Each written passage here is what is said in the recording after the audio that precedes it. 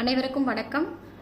அதிகமாக டிப்ரெஷனில் இருக்கிறவங்க பார்த்தீங்கன்னா காரணமே இல்லாமல் பயப்படுறது, டென்ஷன் ஆகுறது, அப்புறம் பார்த்தீங்கன்னா கத்துறது. ஸோ ஃபினான்ஷியல் ரீதியாக இருக்கட்டும், இல்லை பார்த்தீங்கன்னா ஜாப்பாக இருக்கட்டும், எல்லாத்துலேயுமே செட்டில் ஆகியிருப்பாங்க. ஆனாலும் எனக்கு தெரியாமல் நான் ஒரு டிப்ரெஷனில் இருக்கேன் அப்படின்னு சொல்லுவாங்க. ஸோ சில நேரங்களில் பார்த்தீங்கன்னா அந்த டிப்ரெஷன் ரொம்ப நேரம் கண்டினியூ ஆக மாட்டேங்குது. பட் ஒரு 10 or 15 minutes இல்லை 1 hour மாறிடுது, ஸ்கிப் ஆகி போயிடுறேன். இந்த மாதிரி ஒரு சிலருக்கு இருக்கும். ஸோ இந்த விஷயத்துக்கும் நம்மளோட உறுப்புகளுக்கும் ஏதாவது சம்மந்தம் இருக்கா அப்படின்னு கேட்டிங்கன்னா கண்டிப்பாக இருக்குது.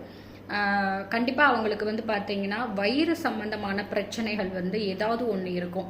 இல்லை அல்சர் வந்திருக்கும், இல்லைன்னா அல்சர் வரப்போகுது அப்படின்றதுக்கு ஒரு சிம்டம்ஸ் தான் இதெல்லாமும். கண்டிப்பாக அந்த மாதிரி பர்சன்ஸ் பார்த்தீங்கன்னா சாப்பாடு மேலே அதிகமான கோவத்தை காட்டுவாங்க. சொல்லுவாங்க இல்லையா, நீ ஏன் சாப்பாட்டில் கோவத்தை காட்டுற அப்படின்னு சொல்லி. ஸோ இந்த மாதிரி ஒவ்வொரு சில பிரச்சனைகள் அவங்க சிம்டம்ஸாக காட்டுது.